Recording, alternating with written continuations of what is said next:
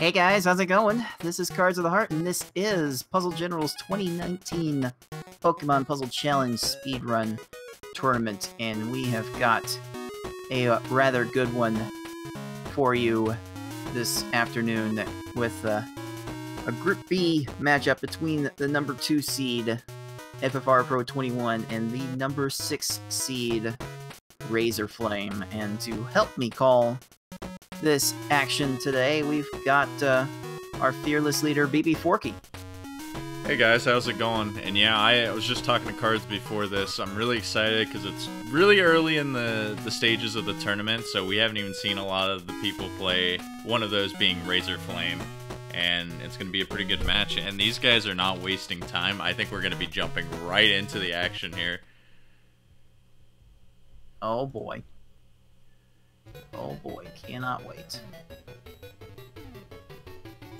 Cannot wait to see how this turns out, because you would think FFR would be the heavy favorite considering his overall skill level, but Razorflame's been playing more PPC in the recent weeks, so we'll see which reigns supreme. Alright, and just like that, both of them are off. You're going to be seeing FFRPro on your left there, Razorflame on your right. Of course, we are playing on hard mode as we have been doing for the entirety of this group stage, and I'm pretty excited. We also get to see the return of FFRPro's camera to the game screen. Absolute classic. You switched to a Game Boy interface with the Game Boy player recently for reduced input delay, and yeah, it doesn't quite have a way to directly capture that. So yeah, old school webcam strats it is. Hey, I don't blame them. You get less of a input lag on your game while still playing on console as opposed to emulator, so go for it. And it looks like it's going to be helping him out right now. He gets a sub 20-second on Kakuna, but Razorflame going to answer that just 1 second shorter, and these guys are staying pretty even right now.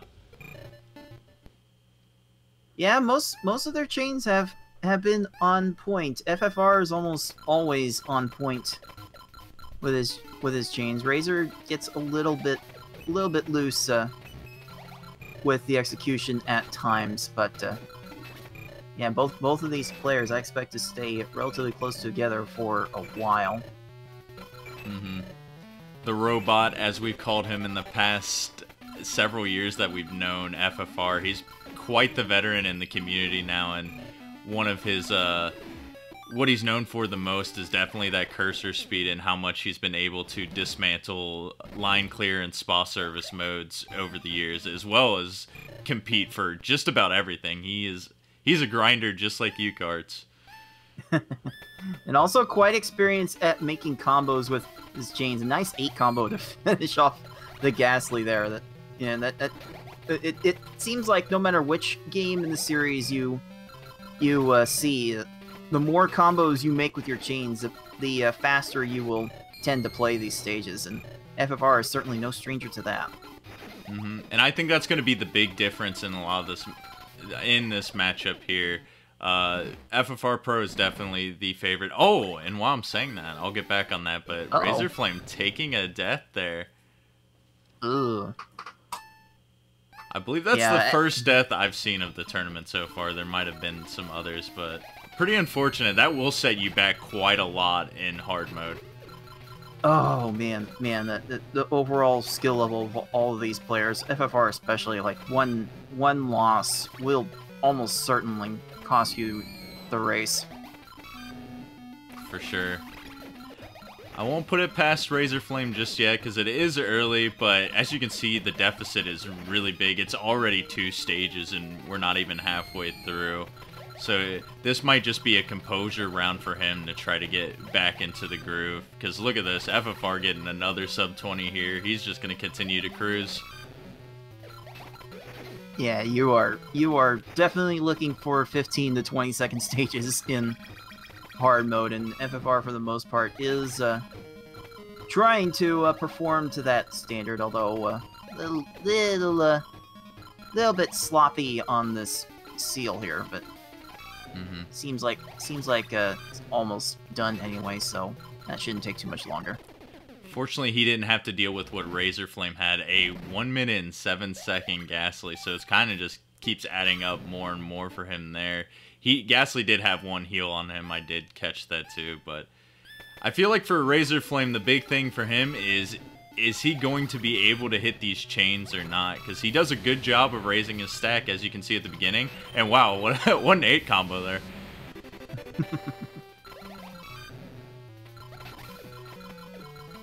I feel like I've been a broken record in just about any Puzzle League related tournament, and it's all about consistency. There's always that RNG factor that happens, but you got to be consistent to hit your chains and combos, especially in this game and in this category. Yeah, I've always argued that this is the most skill-intensive game in the entire series because you have a set objective for what you need for each stage. You can actually see how close you are to winning. You can actually plan out a specific set of combos and chains, unlike basically every other game. So luck really isn't going to have as huge an impact on the final time, but there's still a little bit of RNG that may decide when some of these foes start to heal and such. For sure, it is a Puzzle League game after all, so you can't dodge that RNG aspect at all. But it's funny, even for games like Pokemon Puzzle League, our past tournament, arguably the most RNG heavy, even when that comes into play, we had hardly any upsets throughout the bracket, so it was mostly still like the people who you expected to win were moving on. So you eliminate all of that, and I expect to see even more of that, or maybe we'll have more upsets. Who knows with this tournament? It's still early, still the first week. We have lots of action left, and people have plenty of time to improve their game. Okay, yeah, FFR is just showing off now, getting some precise 2-frame swaps and such. 10 chain, yeah, that's a 10 chain with some combos. That's usually gonna get rid of Hitmontop pretty effectively, and if you can get rid of Hitmontop effectively, you're getting rid of every opponent in the game that kind of effectively, because for whatever reason, Hitmontop has the most health of any Pokemon in the game. Is that true on every single difficulty? It is, and it's one of the most mind-baffling things I've tried to figure out when assessing this game in greater detail. Huh. I wonder if that's in relation to his like stats in the real game. I know he's pretty tanky Pokemon, but I don't know. It is pretty odd.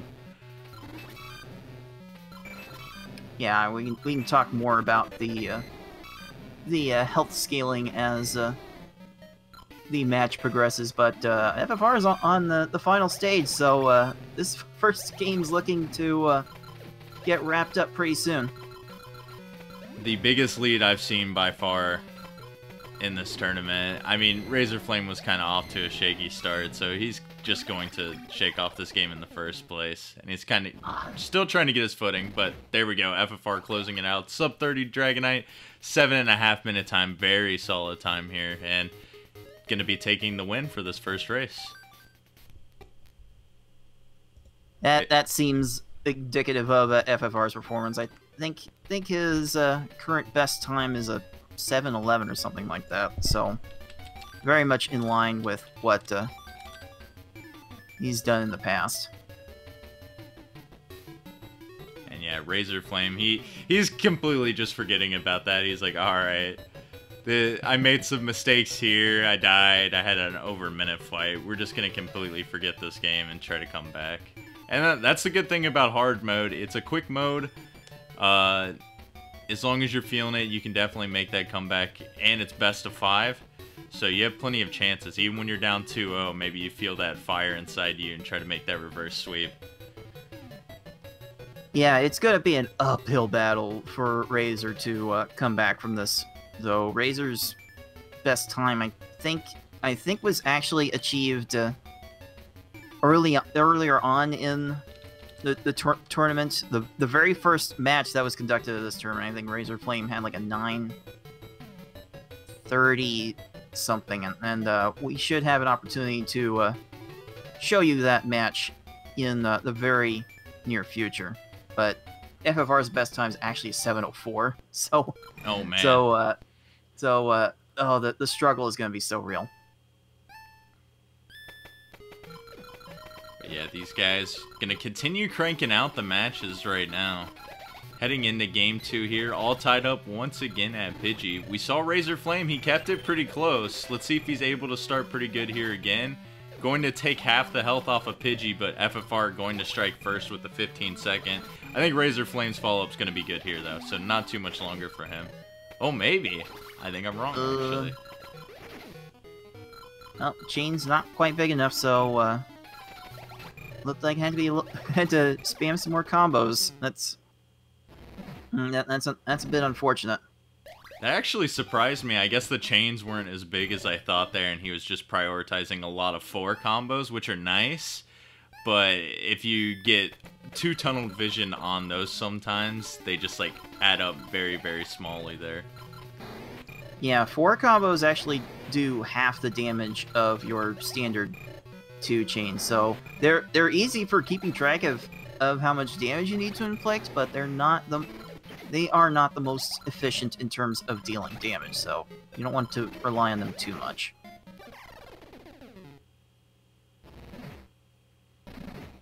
He's going to close out Kakuna here in a pretty solid time, but FFR once again showing his consistency, showing how fast he is, and getting these chains off pretty nicely. Though this Clefairy time is going to be a little bit slower than what he'd hoped for, so maybe Razorflame gets a good chain started here.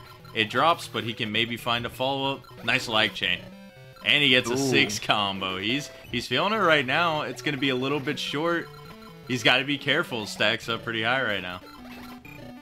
Yeah, the more consistently you're able to finish off these foes in a single chain, and it's going to be roughly an X9 chain and some combos to take out all these foes, the faster your hard mode time's generally going to be. And yeah, FFR's been a lot more consistent with beating all these foes in one chain.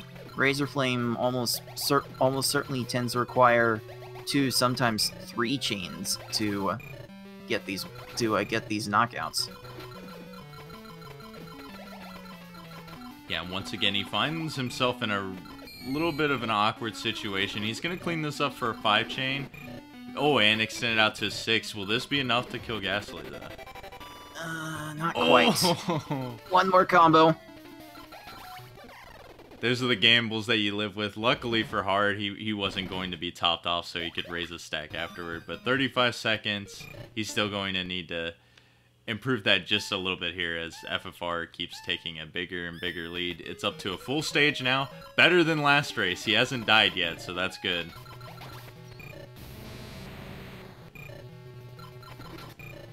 Oh man, the combos coming in so efficiently. Although this primate was not able to go down to a single chain.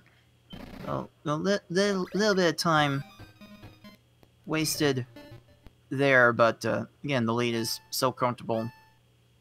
It feels so comfortable at this point that it doesn't matter too much. I've also noticed that both players are flattening their stack and then raising it to the top. That's you want to raise your stack as much as you can, especially with this playfield being only 9 rows tall compared to the usual 12 rows that you get with Tetris Attack and Pokemon Puzzle League. But I don't know. Maybe I'm weird in actually raising my stack while trying to swap things and flatten it, but. Just an observation I've had of watching some people go through these games. Mm-hmm.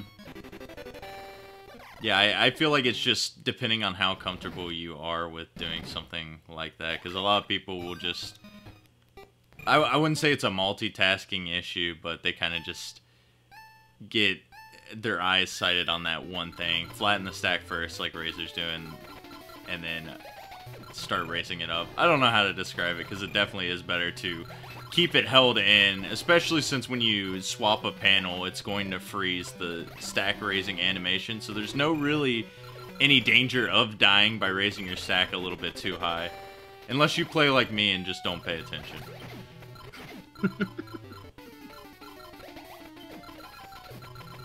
Alright, FFR on everyone's favorite Pokemon in the Elite Four. Don't let anyone tell you different. Forky. Oh, is this a stab at my Steelix comment yesterday? Is that what that is? A stab at what now? Guys, I love Jinx still, don't get me wrong, but Steelix is the best. Plus, this is Gen 2 Pokemon game, dude. You gotta root for the new Pokemon that was introduced here, dude. Jinx is old news by now. that 2-frame slide swap from FFR, extending that chain, making it 9, 10, 11. This should do it from here.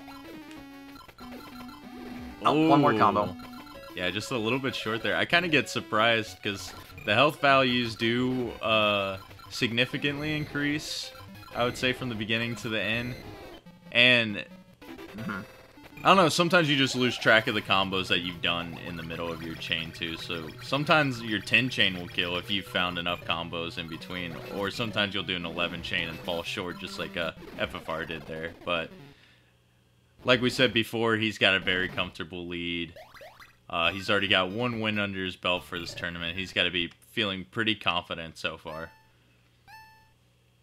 It also does not help that the bigger chains after X9 actually scaled down in damage a little bit. Going from X8 to X9 does a normal amount of extra damage, but going from X9 to X10 will inflict a third less extra damage. The normal increase is like 256 damage per chain, but after X9 the increase only goes up 192. Up till like X18 or something. So you don't even want to necessarily make your chains too big either, because you could be spending that chain time making 6 combos and actually inflicting more damage with the panels you're making. There's a constant balance.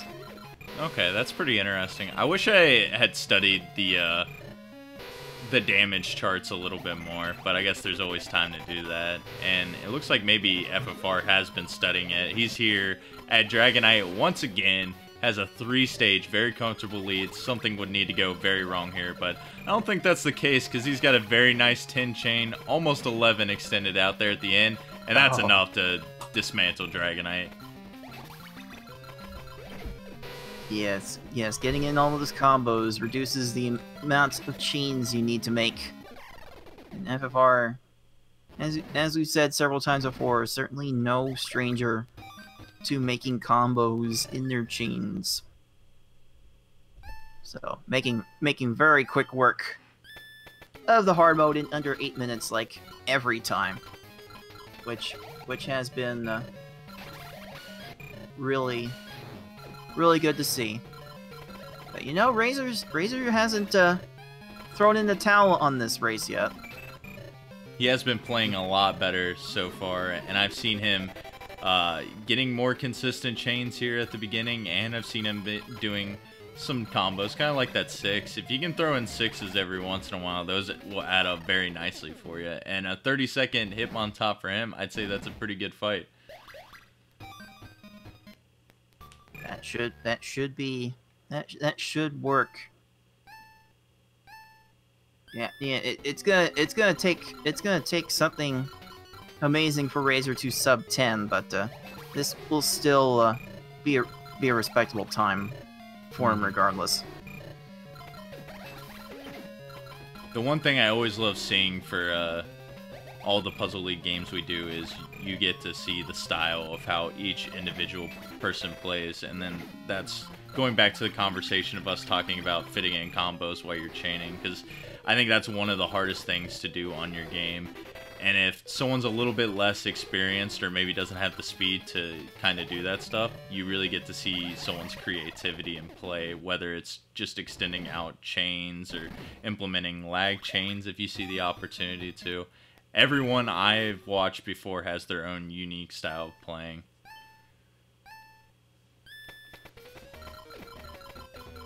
All right, let's see what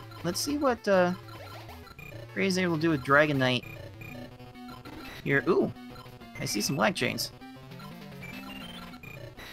Okay, that was X7, not too bad.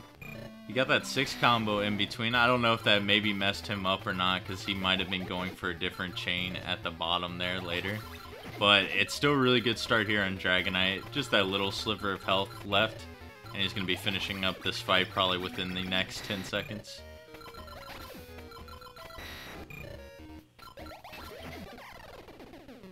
Here we go. Yeah, last level 4 combo does it. He finishes with about like a 1039 or a 1040, I want to say.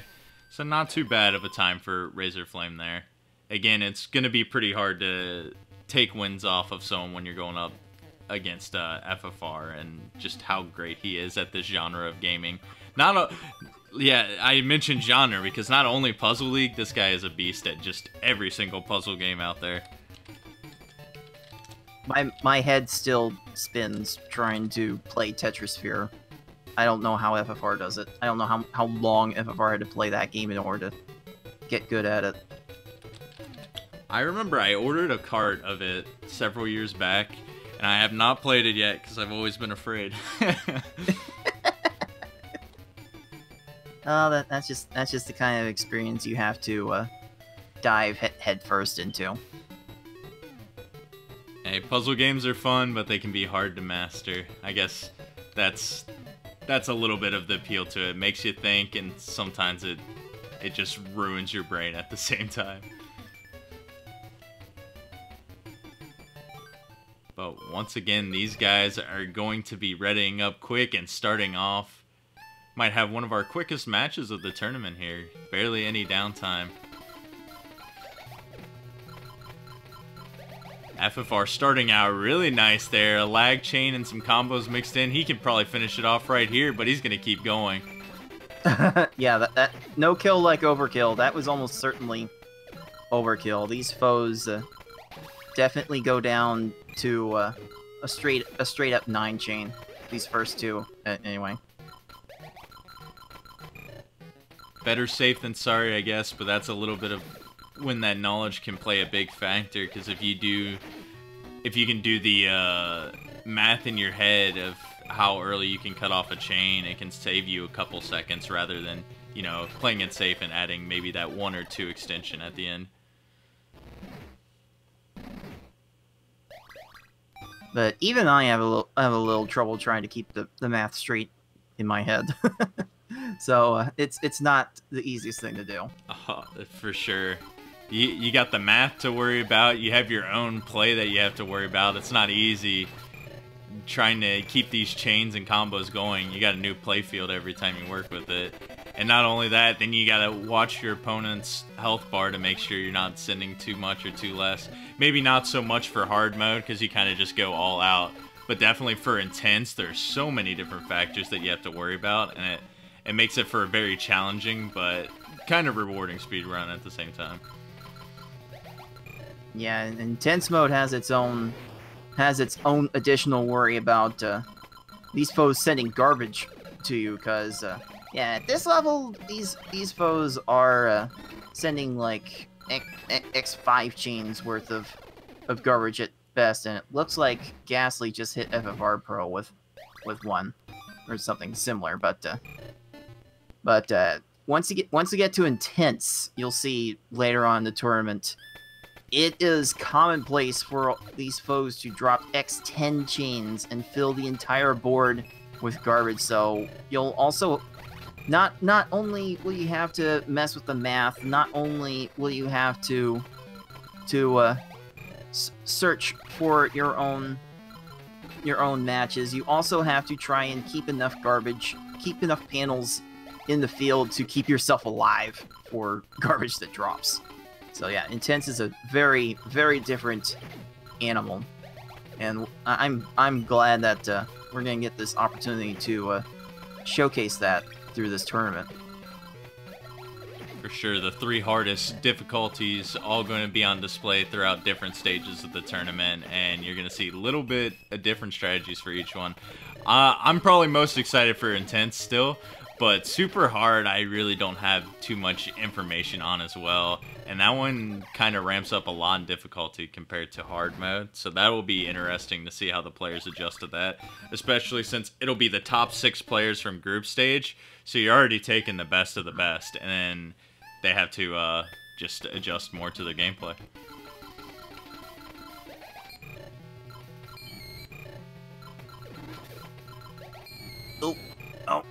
Razor is getting a little bit sloppy in the chains. Like FFR's play will definitely pressure you into being absolutely perfect with everything you do, and who knows if the pressure can get to you there, or if you're like me playing against Yoshimitsu earlier this week, like your best, you think your best is probably not going to win, so just play your own game and see what happens. Oh, sure. FFR got healed on there. Oh, no. That's unfortunate.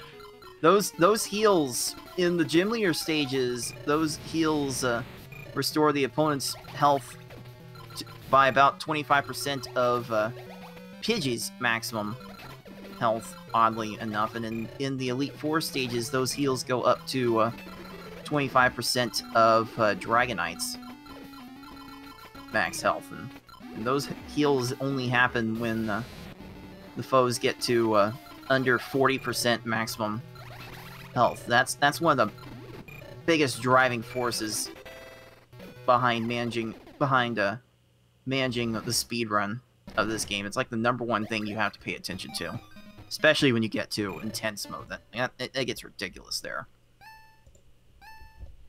Yeah, for sure. So many little different things to remember for this game, which makes it so appealing to run. But we got FFR a little over halfway through the race now. Build up a similar lead to what we saw in the first game here. And yeah, we could go back to that statement we were saying before. You could be your own worst enemy if you do know the opponent that you're playing. And maybe Razor's trying to test some new things right now. Or maybe just going all out and not used to certain strats that he's doing. Because sometimes you do need to play a little bit more risky if you are going to be trying to beat someone as high of a caliber opponent as FFRPro. But so far, it's just been an uphill climb in FFRPro. Only 4 stages away now. Ooh, that was a chain that was easily bustable and breakable, and FFR managed to get that up to like an X7. That was kind of impressive.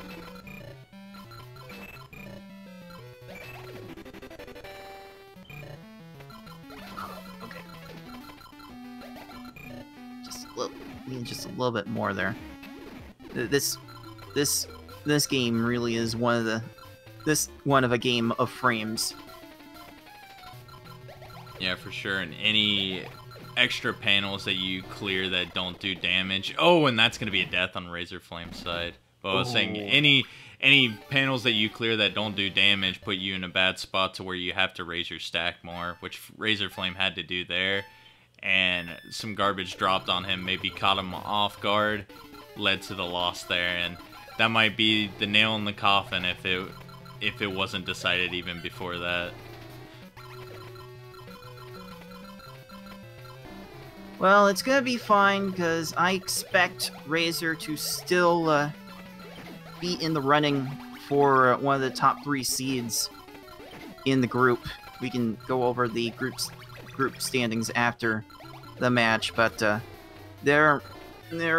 I'm sure there are legitimately 4 players fighting for 2 spots. It's gonna be interesting to see how this group plays out in the coming weeks. Yeah, definitely. Razorflame, as you see on the screen, with that 6th seed, so projected just by seed number, he would make it out, but there are some people who didn't have times prior to this, but have experience with the game. So it's going to be very close between those people. Like you said, 4 people probably fighting for that 2 spots, because there are definitely juggernauts in each group that you will say confidently that will make it out into the bracket stage. One of those being FFRPro here on his final Dragonite probably of this match. Huge lead, 5 stages. Let's see if he can pull out any swag here at the end. Yeah, at this point it's all about swag. FFR is way behind his best run anyway, so just gonna look to play it out strong and close it out in style. Gets that 5 chain, gonna be just a little bit short here. The 6 combo will do it at the end though. 834 for FFRPro, despite a little bit slower than average for him. It's good enough to take this series in a 3-0 win. I'd be lying if I said that was not the expected result, but you never know with these games sometimes. Stranger things can happen. But good for the both of them. I hope Razorflame's able to find something from this experience, learn from it, and find a way to improve for the next matches in his group. Which I understand Razor has quite a few matches scheduled for next week, so we might be seeing more of them more quickly in the coming days. Yeah, for sure. Plenty of matches still to be played, and it is his first tournament match here, and I believe it's the first tournament he's ever participated in, at least for Puzzle General, that is. So, first match nerves, playing FFRPro for your first match. It's not going to be easy by any means, so this is kind of just a learning experience, I'd say, for him. And you know what? He's done pretty good. He's shown signs of life, a couple sub 20-second stages, and he's proven he can get these big chains, get the quick kills. Showing some snazzy things there. There was a little 2-frame swap to make a 6 combo out of a 2 chain there. So Razor's doing some things right.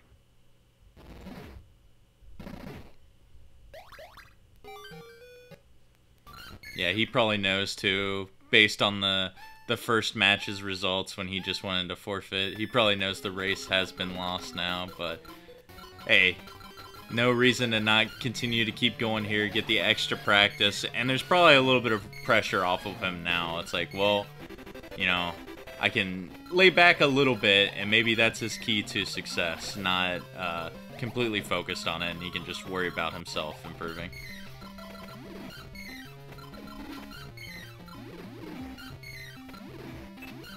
But yeah, in addition to having health values, these foes actually have their own power gauges. And if you've played the spiritual predecessor to this in Game Boy Tetris Attack, you could actually see the power gauges and find out when these foes were going to attack. It's actually hidden in this game. It just so happens that Murkrow here has the fastest power gauge in the entire game. Just absolutely shortest, can attack faster than anyone, and more importantly can heal faster than anyone. So this is definitely a place where you can get bogged down tremendously.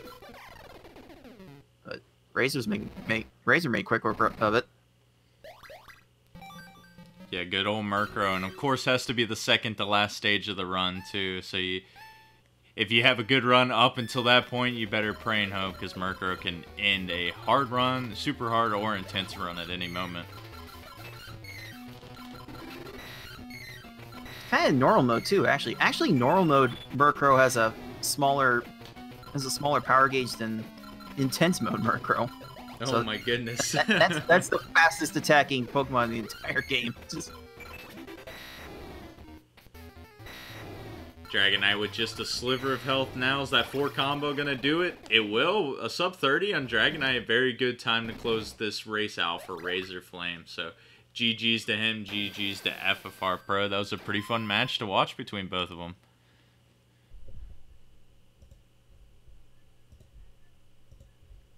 But yeah, that'll do it. A best of 5 series FFRPro showing why he's the number 2 seed, the number 1 in his pool. And he's going to be 2-0 right now in his group as Razorflame, his first match, he just falls to 0-1. And we'll take a look at that group now. As you were mentioning earlier, Cards, you said Razorflame, you know, he's going to struggle a little bit with some of these matches, but that 3rd spot's going to be wide open as a lot of these players are very close in skill gap. So how do you see a little bit of this group turning out as we progress through the tournament?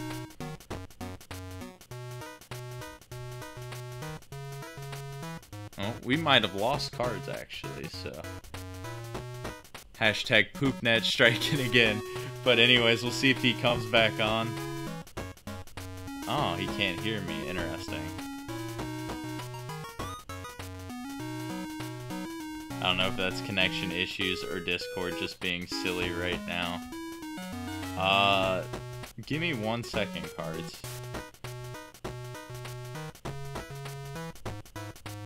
Yeah, that is super weird why that's not happening. Let's try this.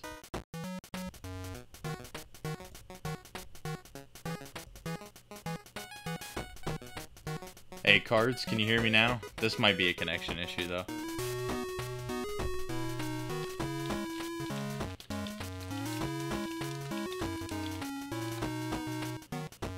Hello, hello, Cards? There you are. Ah. I saw the private call just refresh there for a second too. That was weird. It like defaults to Central too, and I don't know how strong Central servers are for Discord. I need to like remember to do East. But anyways, yeah, I was weird. I was asking a question while we got disconnected for that, as we got the group stage up now. But you mentioned earlier that there's pretty much going to be a bunch of people just competing for that 3rd spot. So how do you see this group playing out between those people who are towards the bottom of the leaderboard right now? Ooh, I think it's clear at this point that FFR is the clear favorite to come out of this group and actually get a bye in the bracket stage for being the top seed. And it's also kind of become obvious that Dark Soda is not going to be able to qualify for the final round. And really, the rest of the group is a bit similar in skill, together with Tayman, Yume, Infinite Sheen, and Razor. I think Razor might end up falling a little bit behind in that regard, but Chain and Tayman especially have not played this particular version of puzzly gameplay all that much, so those matches would be a bit up in the air. But yeah, there are at least 3 strong players to play for those 2nd and 3rd place spots, and there's gonna be an odd person out that's gonna be really competent at the game. We are definitely stacked in talent in this tournament. For sure, we have Razorflame, the newcomer in this tournament, has a lot of potential to do well, and just those other 3 guys, not including FFR, have had some really good runs in past tournaments, so these guys know how to perform under pressure, and one of them going to be cut off is going to be very unfortunate. I remember, I think it was the Puzzle League tournament a couple years back, Infinite Chain made some really nice upsets to make it pretty far in the main bracket. Yume got, I think, 4th place in the Tetris Attack tournament, so he could be even a favorite if he pulls out some black magic when it comes to the intense rounds. Yeah, Yume's best hard mode time, from what I recall, is within 30 seconds of FFR's, actually. So if there's anyone that's going to emerge as a second as a second power in this group, it might be Yume, for all I know. For sure. And not to mention, we also have a pretty interesting Group A, the one that you're part of as well. That one kind of has the same situation where you think yourself and Yoshimitsu pretty much will have those 2 top spots locked up. But then you have that last spot where all these guys, I know them, I've seen them play other Puzzle League titles, and they're all really good. Raiko Ryder, the master of Redemption bracket. This guy just... He has a lot of tournament experience, not only in this series, but in many, many other games. Paratroopa making a lot of upsets in the Tetris Attack tournament. And then we have a Tetris Attacker there at the bottom. A lot of experience as well. I think I would actually have to put my money on Paratrooper. Watch out for him, because I think he revealed in Discord earlier today that he got a 21-minute intense mode time, which is definitely, I think that would be good enough for a top 5 time in the leaderboard. Yeah, for sure. That is not a bad time at all. I mean, yeah, it is definitely a top 10 time. So yeah, I think Paratroopa is going to be the one to escape as the 3 seed in the group, but between Raiko Ryder and Tetris Attacker, they are both very, very solid competitors.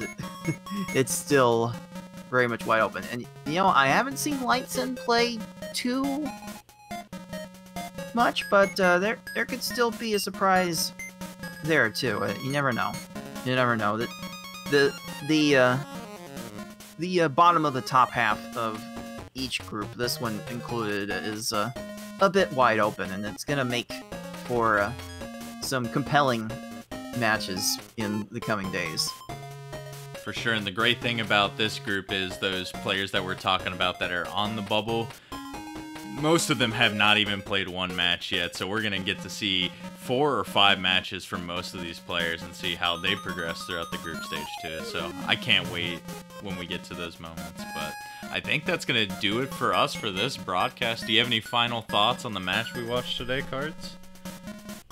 Well, GG's to both players. It was kind of the expected result with FFR getting the 3-0 sweep, but I think both players were respectable in their performances, and I hope they can take something from this match and play it forward to the rest of the tournament. Can't wait to see what happens next.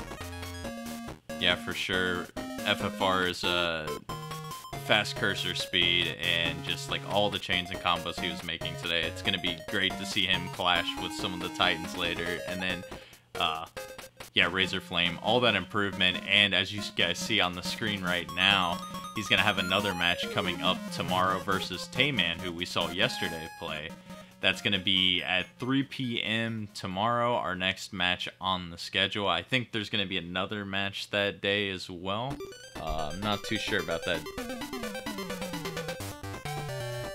But yeah, anyone who tuned in today, we want to thank you guys for watching. Leave a follow on the channel if you want to keep up with more of the matches in this tournament. They will all be streamed here at Puzzle General. Our Twitter will tweet out when those happen, and you can join our Discord to ask any questions or even follow the action live, because we have the race channels in our Discord where we host them. But yeah, thanks for watching, guys. It has been BB Forky and Cards of the Heart, and we will see you tomorrow at 3 p.m. Eastern. Until next time, everyone.